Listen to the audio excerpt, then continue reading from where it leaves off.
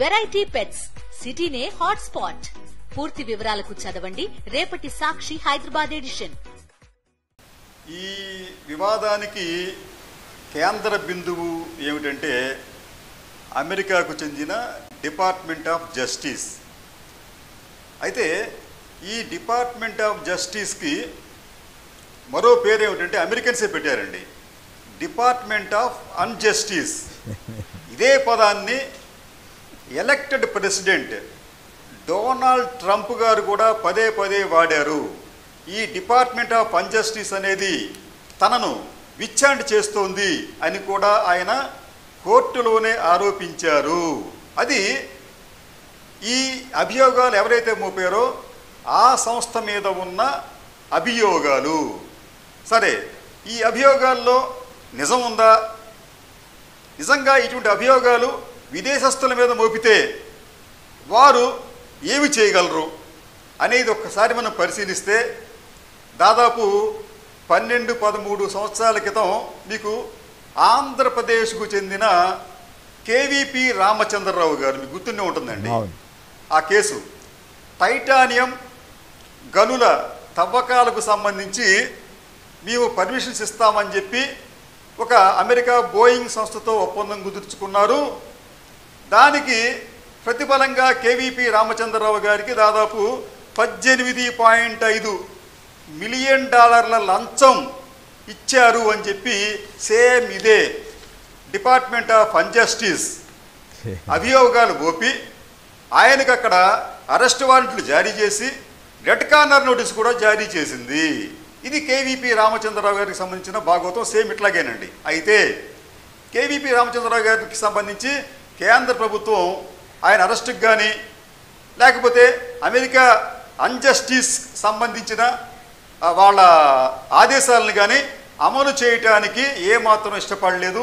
KVP Ramachandra Rao గారికి సంబంధించి ఇప్పటి వరకు ఆయన ఈ అభియోగాలకు తావు లేకుండానే ఆయన జీవిస్తున్నారు. అంటే అమెరికాకు సంబంధించిన ఈ డిపార్ట్మెంట్ ఆఫ్ అన్జస్టిస్ ఏదైతే ఉందో వారికి సంబంధించిన ప్రకటనలు, వారు నమోదు చేస్తున్న కేసులు ఇవన్నీ కూడా ఆ ఇండియాకు సంబంధించి చెత్త బుట్టలో పడేయటం తప్ప వాటికి ఈసమంతైనా విలువ లేదు. అదండి, అదొకటి. రెండోది అంటే ఈ కేసుకు సంబంధించి ఆంధ్రప్రదేశ్లో ఒక ముఖ్యమైన వ్యక్తికి, ఒక ముఖ్యమైన అధికారికి లంచాలు ఇచ్చారు. ఎవరిచ్చారు లంచాలండి? ఎందుకు ఇస్తారు లంచాలు?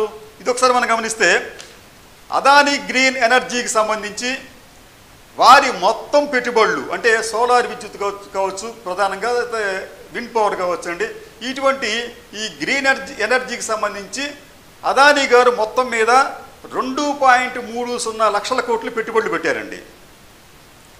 దీంట్లో మనకు అమెరికా నుంచి వచ్చింది, ఈ ప్రాజెక్టులకు సంబంధించి అమెరికా నుంచి వచ్చింది మనకు కేవలం 1600 కోట్లు. ఇది గమనించాలి సార్, ఇది అమెరికా నుంచి మనకు వచ్చింది 1600 కోట్లు మాత్రమే. ఇది అదానీ గారికి మనకు వచ్చింది కదండి. రెండోది, ఈ అభియోగాలు ఏమవుతున్నాయంటే ఈ టోటల్గా ఇండియాలోని రాజకీయ ప్రముఖులకు, అధికారులకు అదానీ దాదాపు 2095 కోట్లు లంచాలుగా ఇచ్చింది అన్నది అభియోగం. దీంట్లో ఆంధ్రప్రదేశ్కు చెందిన ఒక ప్రముఖుడికి 1750 కోట్లు ఇచ్చారన్నది అభియోగం. అసలు మీకు అమెరికా నుంచి వచ్చిన పెట్టుబడిలే 1600 కోట్లయితే ఇండియాలో అదానీ 2095 కోట్లు లంచాలు ఇచ్చారని చెప్పి ఎలా చెబుతుంది ఈ డిపార్ట్మెంట్ ఆఫ్ అన్జస్టిస్?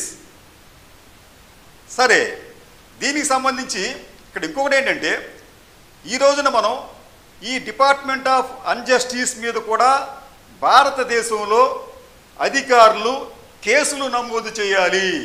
ఎందుకు నమోదు చేయాలంటేనండి, వీరు మన అనుమతి లేకుండా, మన ప్రమేయం లేకుండా మన కమ్యూనికేషన్ పరికరాలను ట్యాప్ చేశారు. ఇటువంటి ట్యాప్ చేసినందుకు ఇండియన్ టెలిగ్రాఫ్ యాక్ట్ 148A దాని ప్రకారం చేయొచ్చండి. అలాగే వ్యక్తిగత గోప్యతను హరించే విధంగా ఉన్న వారి చర్యలు మన ప్రాథమిక హక్కులు భంగం కలిగిస్తున్నాయి కాబట్టి దాని మీద కూడా ఈ డిపార్ట్మెంట్ ఆఫ్ అన్జస్టిస్ సంబంధించి వారి మీద కూడా మనమే కేసులు నమోదు చేయాలి. ఎందుకంటే వాళ్ళు ఇచ్చిన రిపోర్ట్లో ఏం చెప్పారంటే ఈ లంచాలకు సంబంధించిన వివరాలను స్మార్ట్ ఫోన్లలో మార్పిడి చేసుకున్నారు ఇండియాలో అంట. అంటే ఈ సమాచారాన్ని ఒకరి నుంచి ఒకరు అందిపుచ్చుకున్నారంట ఈ సంబంధిత వ్యక్తులంతా కూడా. ఈ విషయం డిపార్ట్మెంట్ ఆఫ్ అన్జస్టిస్కి ఎలా తెలిసిందండి? వాళ్ళు మన ఫోన్లు ట్యాప్ చేశారు. కాబట్టి భారతదేశం ఇమీడియట్గా ఈ డిపార్ట్మెంట్ ఆఫ్ అన్జస్టిస్ అధికారుల మీద కేసులు నమోదు చేసి వారి మీద ఎక్స్ట్రాడిషన్ ఉంటే వారిని మన అమెరికా నుంచి భారతదేశం రప్పించాల్సిన అవసరం ఉంది. లేకపోతే ఇటువంటి అనవసరమైన అభియోగాలు వాళ్ళు పుంకానుగా మోపుతున్నారు.